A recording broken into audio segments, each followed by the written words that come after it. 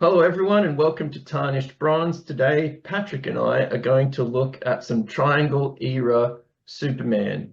Patrick, what issues do we have today, or what is the saga of today? Yeah, it's Red Glass, which begins in Superman 56 from the summer of 91, continues in Adventures of Superman 479, and then finishes up in Action Comics 666. And despite that numbering, it's actually a great story and one that I had not read. As I discussed with you offline, I have the trade paperbacks from Superman from this time period, but these apparently aren't collected in those, so I had not read this. And I was just wondering how you stumbled across this story, um, from which is kind of predates your era, I think, So, right? You were probably so 7 when this came out. yeah, Patrick, I started reading comics at 6 or 7, and this is the actual first issue of Superman that I ever picked up. Oh, And what a hell of an issue of Superman to start with, might I, yeah, that's might I crazy. I didn't know that. When you picked it, I don't remember you saying that. Um, That's great. yeah, so I always had an eye for taste, as a discerning young reader at 7, and it just so happens that I picked up one of the unheralded gems, and Tarnished Bronze is all about looking at unheralded gems that are stuck in the dust of the Bronze Age, and I think this meets that remit. And so, Patrick, what was your first Superman? I'm gonna say it was a John Byrne one. No, no. Way, way, way, way back. Oh, Um, okay. Honestly, it may have been, I think I mentioned this one to you before. It may have been it was probably was an Action Comics issue, and it was probably from the late 70s. And I think it may have been the one with Microwave Man, which I told you at some point Oh, we're going to have to cover. yeah. It just a silly story that I just love. I wonder how I haven't read it in many years, but it'll be interesting to see how it withstood the test of time. So yeah, probably I would say late 70s is probably when that one is. And I think Okay. I had the version without the cover too, but which I've since replaced. Now I'd be remiss if I didn't mention that this reminded me of Superman Annual number 11 from 1985, which we have briefly touched on in a recent podcast. And probably you've read by now, although like I said to you, it's pretty pricey. I bought one a few years ago and I was surprised that one's actually gone up in value. So for all of the listeners out there, Patrick is referring to the Alan Moore and Dave Gibbons of Watchmen fame, Superman story, Whatever Happened to the Man of Tomorrow. And you can find all of Alan Moore's in-universe DC stuff in a DC Universe Alan Moore trade paperback, which is pretty affordable. And it'll have some random issues of Vengeance, I think it's called, or it's a hero that No, starts wait a a minute, wait a minute, wait a minute. The title you mentioned, that's how Alan Moore wrapped up Superman before John Byrne took over, right? Because I have those. Whatever uh, happened to the Man of Tomorrow? The annual 11 is the one that we discussed that has the Black oh Mercy. the Black What do you Mercy. get for the man who has everything? Oh, I okay. think it's Yeah. sorry, So not to contradict, but I just didn't want to get those confused. okay, yeah. So Patrick is talking about the story with the Black Mercies and Superman being Sorry. mind controlled, and that is a very expensive single issue. But like I said, you can get all Yes. of Alan Moore's DC work in a trade paperback, and it contains the annual, some of the Superman issues, uh, a few episodes of Tales of the Green Lantern Corps, which we might cover on this Mm. channel because they're really cool as well. And just some strange issues of maybe Checkmate comes to mind. Maybe an issue of Batman and the Outsiders. Just a few higgledy-piggledy issues of DC Comics. Now he'll keep working for DC. He'll do Watchmen, obviously, V for Vendetta, and then there'll be a big falling out because, not to get into too much Alan Moore history, but apparently they were going to give him and Dave Gibbons the copyright provided it didn't stay in print, and that is the copyright to Watchmen. And we know that that gets printed millions of copies every year. It's never been out of print since they made it. And Alan Moore kind of saw the writing on the wall and went to work for himself and some other publishers. So this story, no spoilers, is kind of a little bit reminiscent of that Black Mercy story about how what would happen if Superman's mind went mad. And Patrick, this is brought to us by a pretty experienced team. So James Hudnall is the writer here, and he did the Lex Luthor autobiography special, which came out, I think, in the late 80s. So he's responsible for that. And the artist on this is Ed Hannigan. And his main claim to fame is he did a few Legends of the Dark Knight stories with Denny O'Neil, who is the big Superman editor and Batman editor and Batman writer of the late 80s and early 90s. And that is one of these beautiful 5-issue, it's a mini series within a longer series, but Legends of the Dark Knight was taking different time points of Batman and just telling us a good story. And that is a really excellent read. And Ed Hannigan did the art on that. And obviously, as I am a child of the 80s and a comic reader of the 90s, I have to point out that the Kuberts, like Andy Kubert does the covers on all of these 3 issues, and they are fantastic. And I'm shocked that Adam and Andy Kubert then go to Marvel and do X-Men and all of these Marvel characters where their dad, Joe Kubert, was basically like worked for DC for 60 years maybe. So that's something that we can maybe comment on later. But this cover, I picked this up off the newsagent stand and I took this home and I read it, and we will get to the end of this issue and I thought, oh, what the hell is happening here? So Patrick, we open with some great imagery here. We've got 2 points. A quick question. Oh, sorry. Sorry. That begged the question. I'm curious about, well, at one point in a comment, were you in a position where you were able to finish out the storyline by getting the subsequent issues when they came out immediately, No, or was it something that you had to finish up like me years later?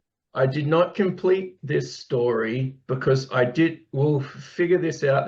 Tells a little bit of my philosophy. I didn't want to complete the story because it was too good in my imagination to want to finish.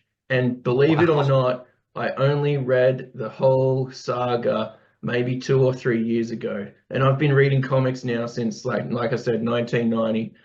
I realized that this was a very precious memory to me, the ending of this story and the whole saga itself.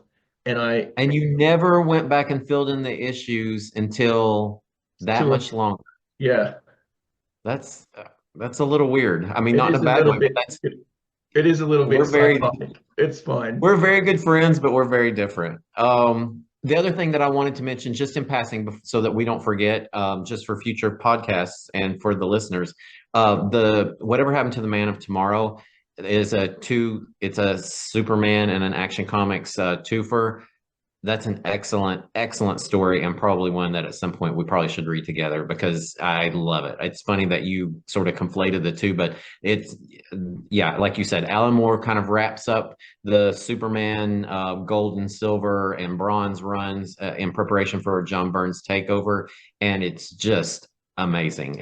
I've actually relatively recently reread it, probably in the last few years, and I was like, oh my God, I love this. And I had both of those when I was a kid. So yeah. Wow. So you don't need the fintech money to get the old original issues, Patrick. No, yeah, and my versions are even in pretty good shape. I don't know I don't care. I don't know that they're worth any. I would like how close would I have to be to death to sell my comics and actually be able to get something from them? I'd have to really the timing would have to be just right, because even if I was 70, when I was 72, if I was still alive, I'd be like, oh, where's that issue? I want to read that, Yeah. So profiting from my comics is never going to happen. So once again, we are trying to pump this so I can sell this issue for maybe dozens of cents in the future. No, in all seriousness, I just bought them so I can tell you they're not worth that much, because I actually had to buy these because I didn't have them. So. But yeah, it's a great story. I was very interested when I started reading it, how you came across it. I do not remember you telling me that it was your first Superman. That's amazing. I would not have necessarily been attracted to this cover, although it does have the mohawk on it, which I know you love, a well-drawn mohawk. and it's not a but here we have Superman 16, and it opens with a few clues in the first few pages. And I'm wondering, I'm proud to say I did pick up on these clues. I had no idea what they meant, but I knew something was going on. Okay, so as we go through it, why don't you mention the clues, and if we skip past it, you can just refer to clues that I maybe didn't take a screen grab of.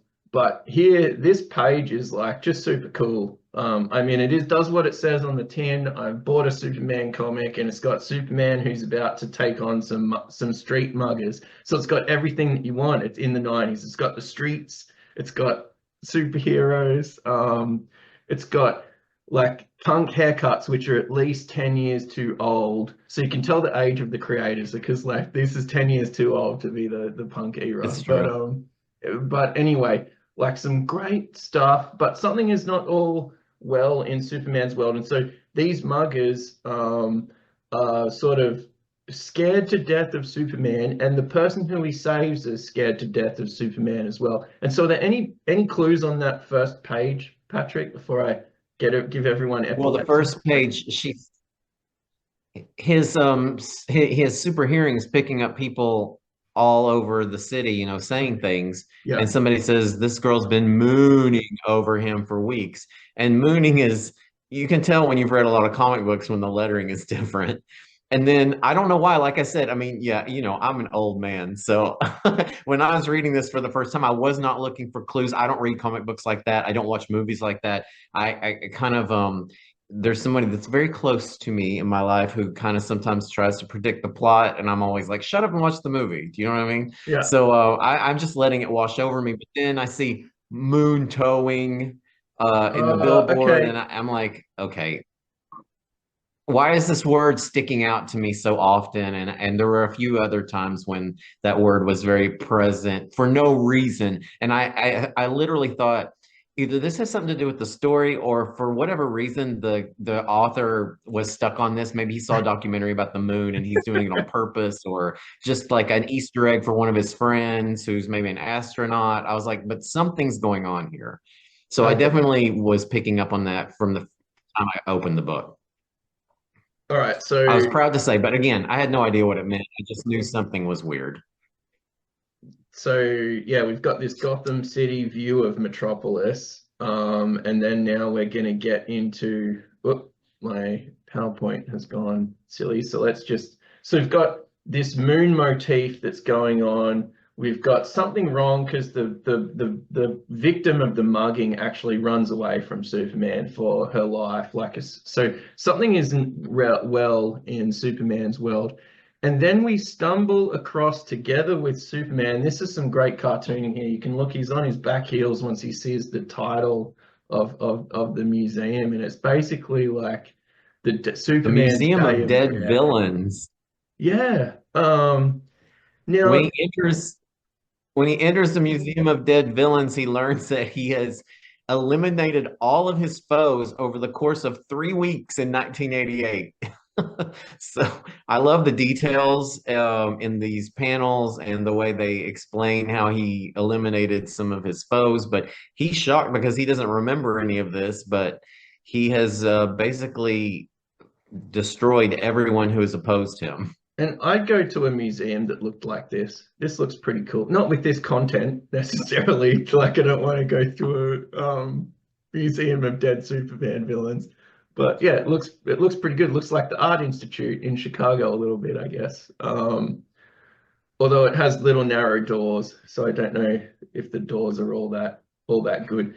And so we're getting into some hall of villainy. The world building is pretty good here. I don't know if this is a blank page or if this is just my PowerPoint going a bit nuts. But anyway, we do catch a few of Superman's wider characters, and I think I've blown the reveal here No, with that's my okay.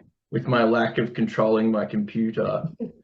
But let's just One of get the back. best details in the museum for me, while you fight with the PowerPoint, And we can is chat. and I don't even know if you took it, but the preserved skeleton, there you go. the preserved skeleton of Mr. Mixelpiddle is amazing. Yeah. Like, So all honestly, of I this, would have paid for this comic just to see that. all of the yeah, it's what really well crafted. All of the things in the museum have a little nameplate, and I'm just showing one page here, but there's a couple of pages where we go through the museum, and they all have like the little information plaque there to tell the details, and that's all readable. Like it's all something that you can actually read, and so on. It sort of goes, the prankster was killed in blah, and Metallo was destroyed, and so on and so forth. And Mr. Mitzelplick was obliterated by heat ray vision, and it gives me, especially when I'm 7 years old and I haven't read another Mm. Superman comic, but I know what Superman is. I'm like, oh shit, like this guy's off his rocker. It really was very immersive, and even now, reading it through jaundiced eyes of a hardened comic book veteran reader, it does capture that sense of foreboding because this isn't this it's done. It's what you would call it's a cold open, right? We're in the story. There's no backstory here. We're straight in the story, and Superman needs to find out what's going on. He's killed all of these people. There's some other sort of illustrative stuff where things aren't as they seem, and so he bumps into love of his life, Lois Lane, and there's something really different about Lois Lane. And not only is she in a wheelchair, but it also seems to all intents and purposes, Patrick, that like I think Superman put her in there, right?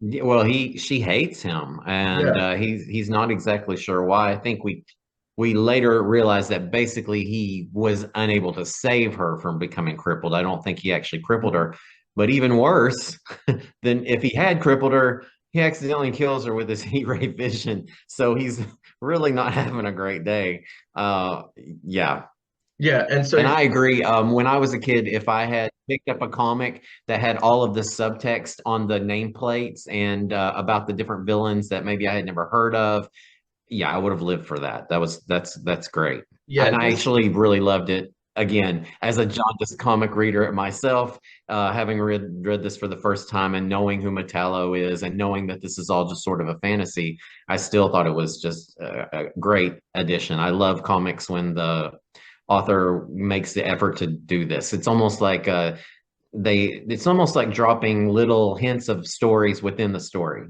that yeah. as a kid you can kind of make up on your own. So, And I definitely think but yeah, he what, basically yeah. vaporizes Lois here.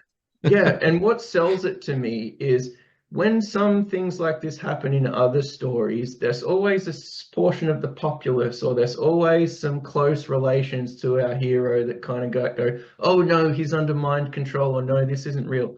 What made it real for me then, and what made it more real for me now, is that this crowd here, the man on the street and the woman on the street actually really dislike Superman as well, and enough that they're throwing rubbish at him. This isn't some Well, misunderstanding or some government or the police force are out to get Superman.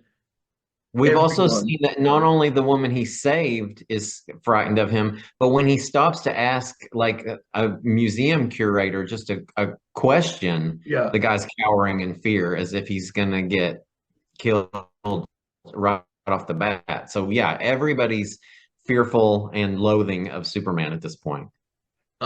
And so he thinks that this has got to be Lex Luthor behind this. And I love the Lex Tower with the L and the reflection of the clouds. Like, just looks so Hmm. cool. Looks like the future. This is meant to be Metropolis.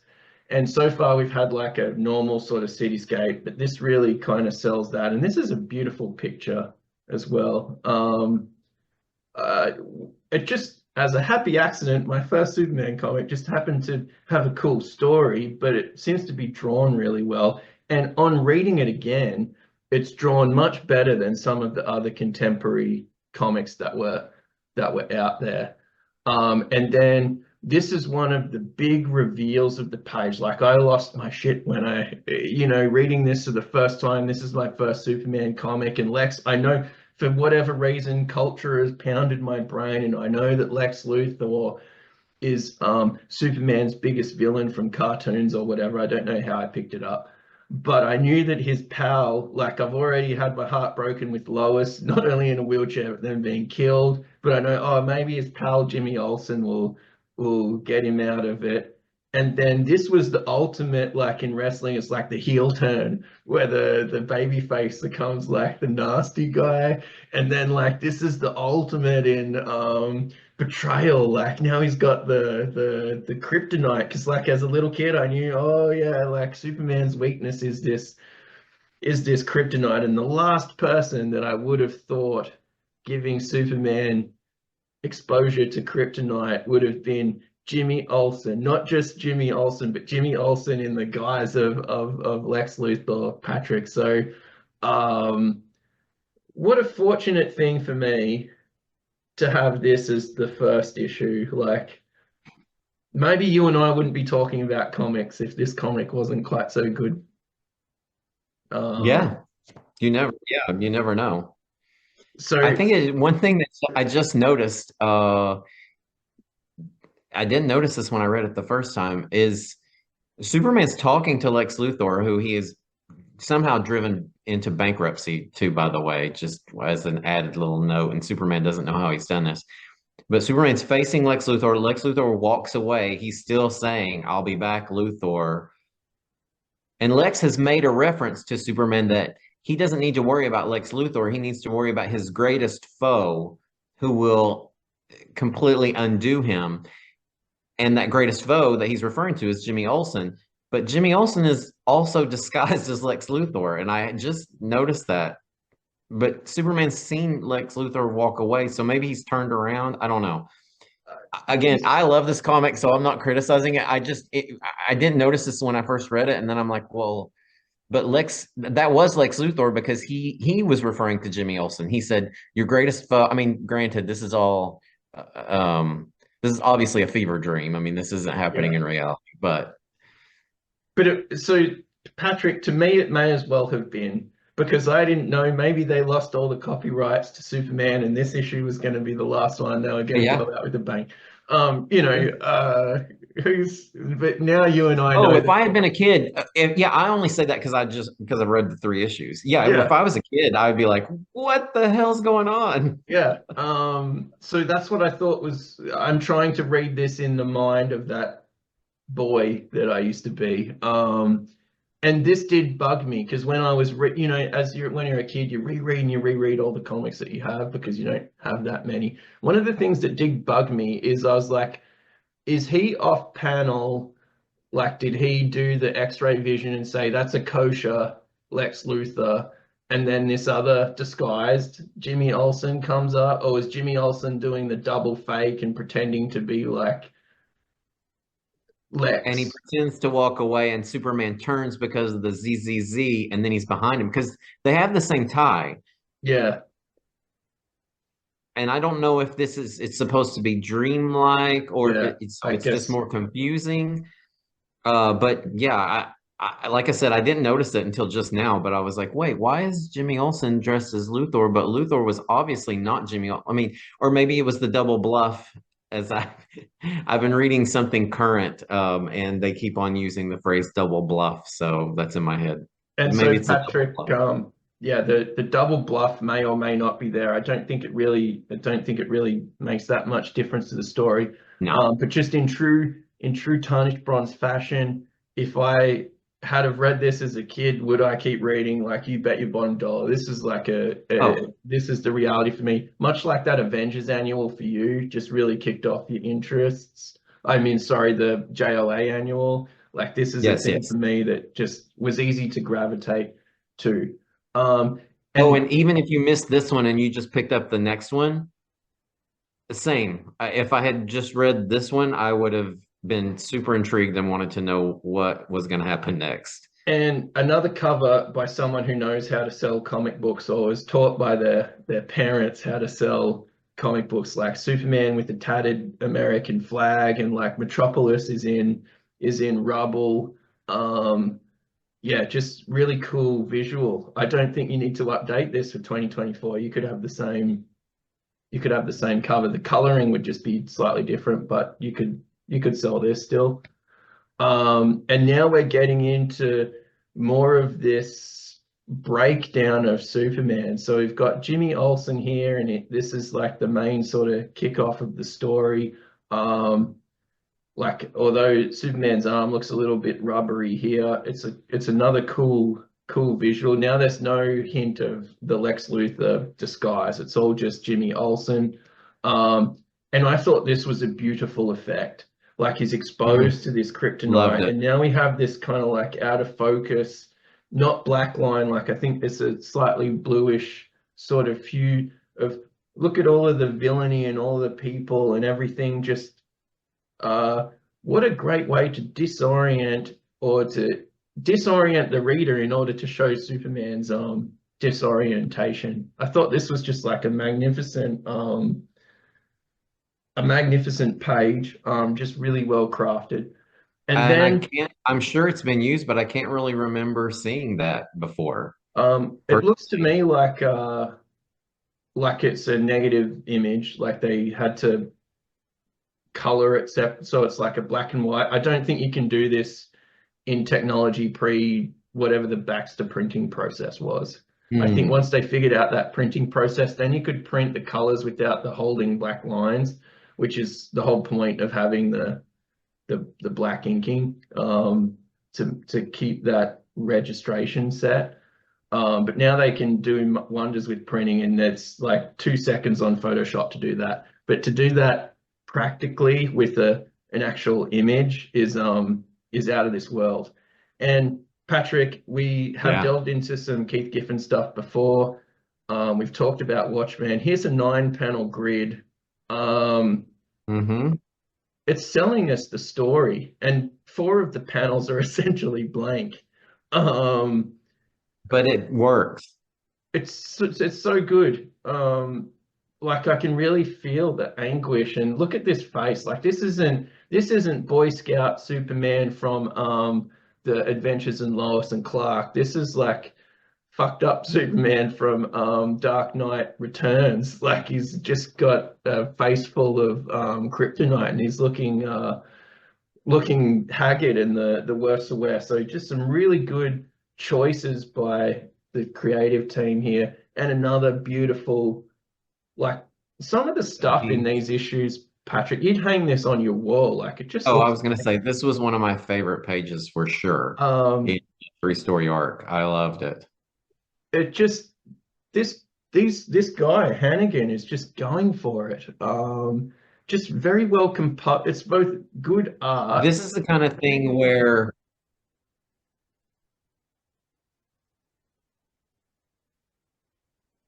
I was just going to say this is the kind of thing where the artist obviously was given, the prompt of what he needed to show, but then he has his own free will and creativity to decide how he does that. And oftentimes, especially if the artist has time, that's when I think we get kind of the best sort of work from them. So this is, there's no reason for him to use butterflies Yeah. necessarily or to have an underwater scene, but this is what in the moment he wanted to draw and to use it to express that those details of the story. That's yeah, you can tell when it happens, and it's kind of got that spark of creation in it, and it's just excellent. Yeah, this is out of this world. This is 1991, the much maligned early 90s, might I add, and you wouldn't know it from these pages. These are really solid. What I was going to get at is then there's a bit of a brawl with Booster Gold and some other characters. There'll be some other pages that we show this big sort of superhero brawl. What are your thoughts on Booster Gold, Patrick? We haven't. Love the design, always love the design. I feel like, I'm not a huge person for comic relief. So I felt like it maybe he got a little goofy when he was paired up with Blue Beetle, a little, maybe a little too much. I liked his when he first came out, because I was collecting comics by then. I thought he was kind of a fascinating hero. And for people who don't know Booster Gold, he also has a tie into the Legion. So of course that was a draw for me, and I really love the way designed. The color scheme, the fact that he was sort of a corporate superhero was interesting and different. And also this, by the way, when we were talking about when you were a kid, this is another thing worth the price of admission. Actually, Oh yeah. Superman comes across Booster Gold in the ruins of Metropolis, and just seeing another character in a Superman comic book as a guest star, even for a page or a few panels. He's obviously been bashed beyond recognition just about, and he reveals to Superman that he's the one that's destroyed Metropolis before he drops dead.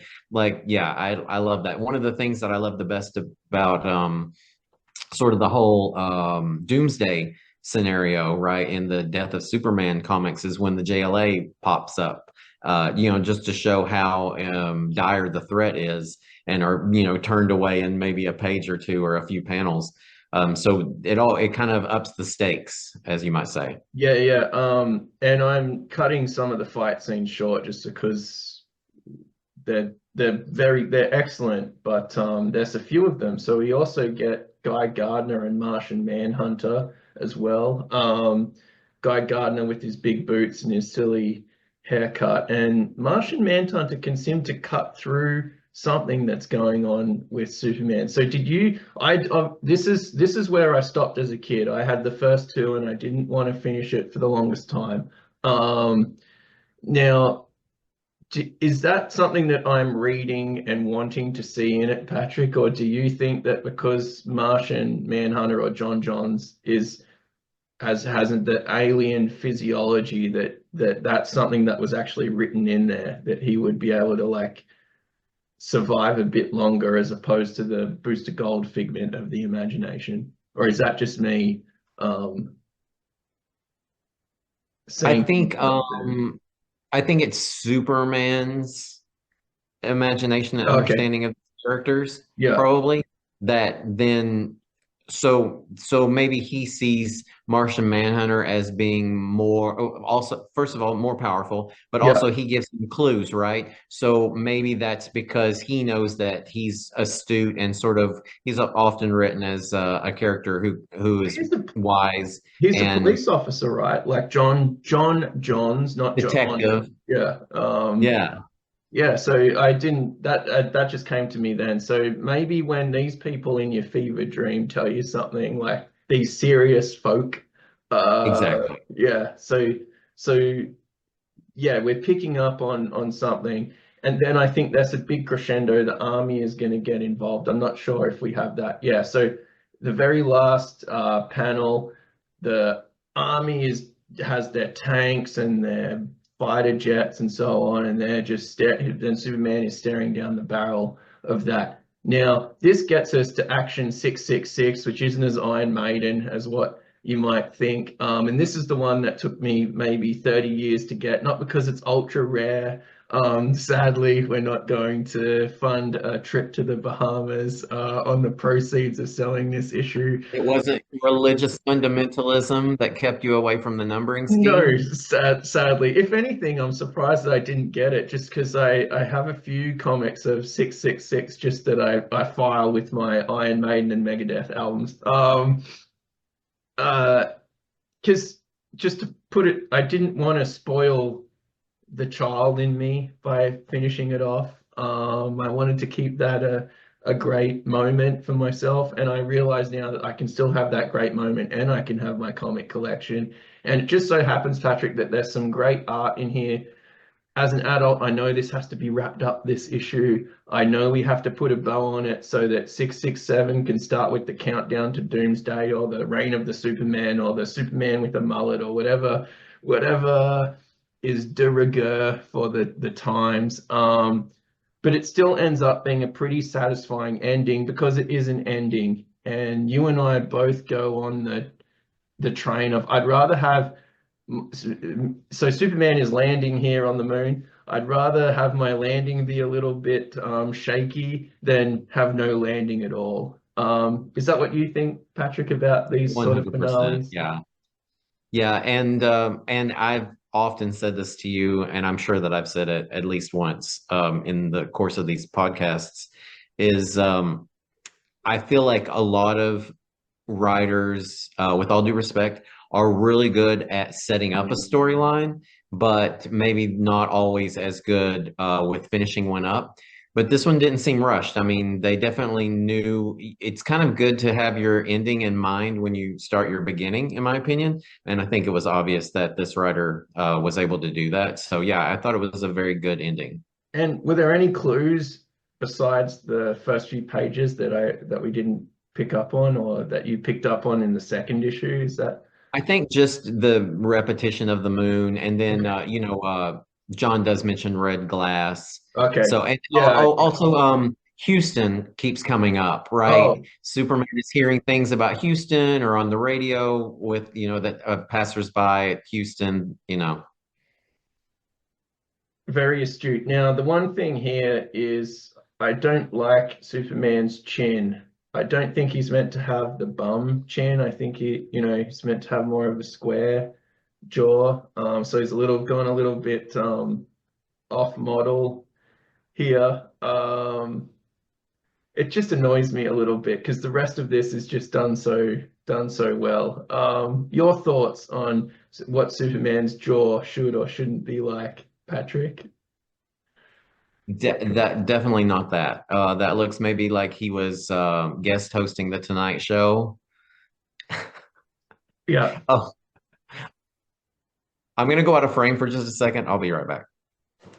Oh, and so now we're just into our crescendo with the US Army just going gangbusters on Superman. And another great panel probably had to be drawn upside down, a couple of these just to make it work. But yeah, you can see this is like the aeroplane view, and we're just seeing Superman just crash to Earth, you know, kind of a callback. So the missiles go up, and then Superman is going down, and then Superman is going down, and the missiles are going down. It's just great vectors, great kinetics on this page. And this one, like this panel's worth the price of admission as an adult. Like this is such a cool image. Just His face is warped in this picture too, and now I'm wondering if that's maybe a choice.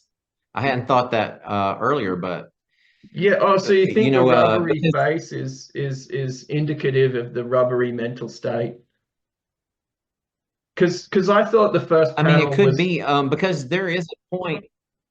because he's got the curl, so he has his haircut and he has the build, but the jaw is Yeah. a bit funny. And then here, I guess he still has yeah. But the S is sort of gone. Is that he- like, I'm just seeing this now. I actually thought it was blood on the normal symbol, but it's not. The normal symbol is being it's melting disintegrated. away because Yeah. there's a point in this where he sort of accepts his madness and he just he kind of leans into being a murderous rampaging maniac a little for maybe a couple of pages.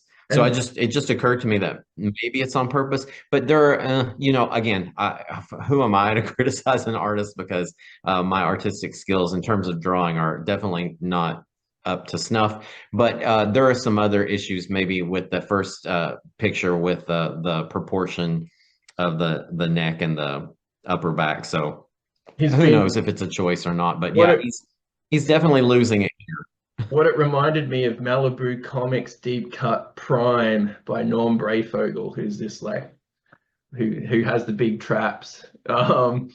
So anyway, like Patrick said, Superman is just leaning into this madness. He's just gone off the boil, and his thing is melting like the video game Doom, just into this whole bloody ordeal of destruction.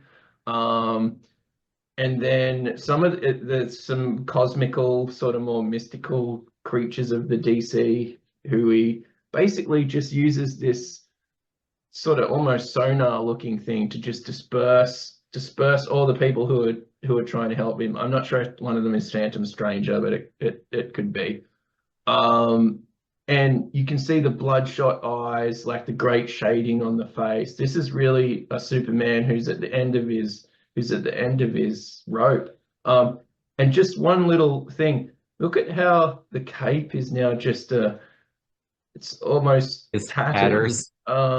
Yeah, just such great visual elements in this that really sell like this what you and I would maybe call a folly, like a nice 3 episode kind of thing. It's a folly, but nonetheless it is a beautiful folly. Um, and yeah, I love the conveyance of motion in these panels that's giving that the artist is giving us here. It really works for me to be quite honest. And we have some PowerPoint slowing, but that's okay. So Patrick, how are we going to get ourselves out of this mess? Because it seems like we're at the end of our tether. Yeah, he's killed everyone and scoured the earth. And Wonder Woman shows up and tells This him he is needs to pay for his crimes. this is a tip-top Wonder Woman. This Wonder Woman is just that looks like the covers that Brian Bolland draws of Wonder Woman in the mid-90s. This is on model. Yeah, just really, really great stuff. And she's the person who's kind of the voice of reason now, and I think that's the radio communications and stuff like that, which we later find out they've been trying to contact Superman. So I don't know if this is like a thing that the writers just planned, that we're going to be able to draw a few of these great characters, and Ed at the end, Wonder Woman will kind of save the day. And then we get into this like crystal life form, and so we can see Superman's got this mask. He's got some sort of space thing to stop him from inhaling these crystal meth spores or whatever they are. Patrick, I quite like this as a resolution. I can live with this alien being distressing Superman. I can live with Yeah. the deformity of his mind being due to the fact that there's this radio beams from his other friends and from the NASA or whoever in his ear, and so he's hearing all this shit while he has a psychic break. I really liked this conceit. Yeah, It wasn't bad a trip. dream. It was real. Like he was doing a real adventure, and no one could be prepared for how his Krypton super physiology would interact with these crystal meth spores. So, yeah, just a great conclusion, great art, great pacing. Every issue ended on a thing that made me want to read the next issue. And I think you've gone into Superman pretty deep dive in the 90s. I'm a bit turned off by the reign of the Supermans.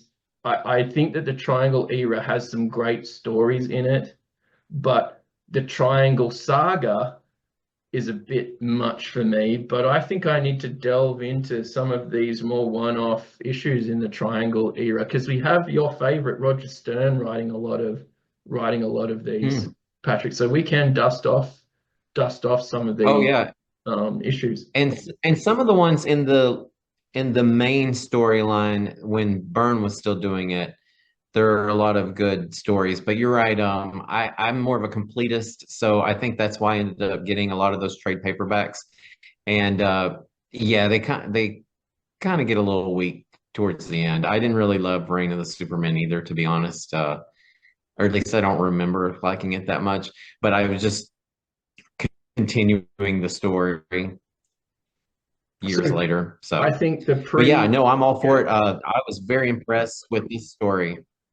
yeah, yeah. So the pre-Triangle era is the Byrne era, and I think I have all of those, and they're great issues. And at worst, they have John Byrne art, which is not nothing.